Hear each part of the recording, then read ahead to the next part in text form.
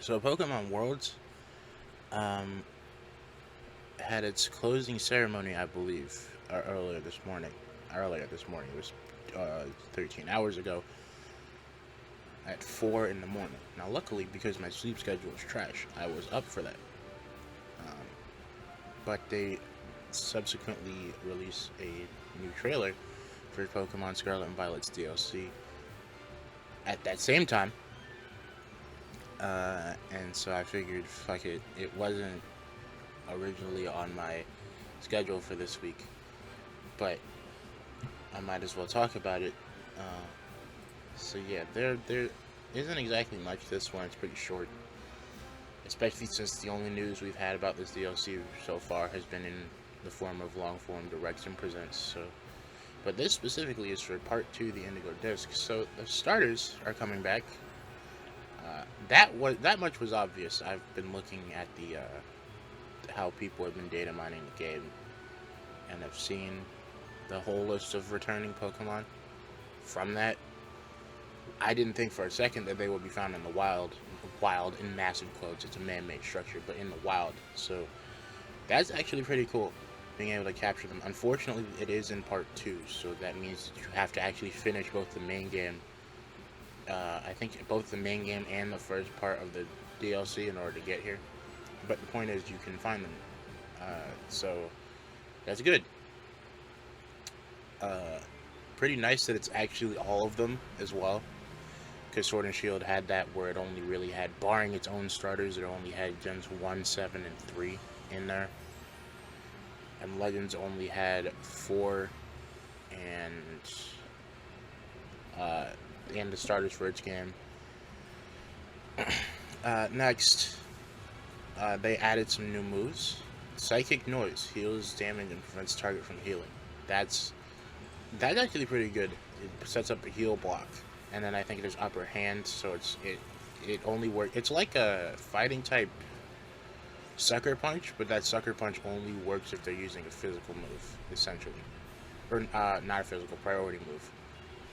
We got the typings for Raging Bolt. I was correct for Raging Bolt, and it got a new move. Thunderclap strikes before target's attack.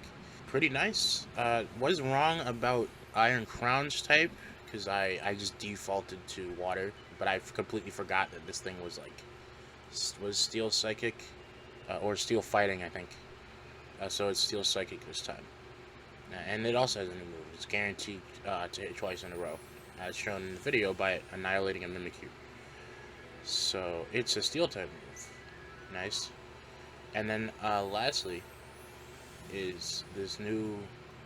They show in the trailer. They show off terrestrialization and cycle through all the types, like just repeatedly. And at the end, there's a new 19th Terra type, not 19th Pokemon type, 19th Terra type. It looks like it affects all moves, maybe, but Terra Blast gets something special out of it. And you wouldn't know this if you just saw the trailer, but if you go onto the actual site, it's shown that it can be used on any Pokemon. As evident by the fact that, despite the fact that this looks like something only Terrapagos should be able to use, they have Baxcalibur using it on the site. So looking at something about it seems different from the 18 Terra types we've seen before, but much is yet unknown. So that's the new thing right there. Don't know if it's going to give anyone anything different, but that's still pretty cool. There isn't much else here, other than the fact that I think starter Pokemon are going to be a little more common. Like it's not something like Sun and Moon or Let's Go where it's like they're there but they're really rare and you have to do something extra to find them. I think they might just be there. Yeah, you don't have to do anything special, but they're just there. It's more like Let's Go then, except you can actually battle them and use quick balls on them and stuff. And they probably won't have the chance to run away, but that's pretty cool. Now the only starters that we can't fight in this game are the ones from this region, which is something they have a habit of doing. Again, Let's Go being the only one, but that doesn't exactly say much since the only starters in Let's Go were the Kanto starters. So yeah, that's about all the news we got from that. Still pretty cool. Even more excited to get my hands on just any of this. And they also brought up Pokemon Home connectivity in the video, but there's nothing on the site about it. So, I don't think there is. Hold on. Okay, so at the very end of the trailer, it says, "Bring over your favorite Pokemon. Pokemon Home connectivity is coming." Pokemon Home connectivity is already in Scarlet and Violet, so I can only assume that this is like they're preemptively announcing it for the Teal Mask, because just like Sword and Shield, I think Pokemon Home connectivity will be coming out based on the DLC that comes out at the time.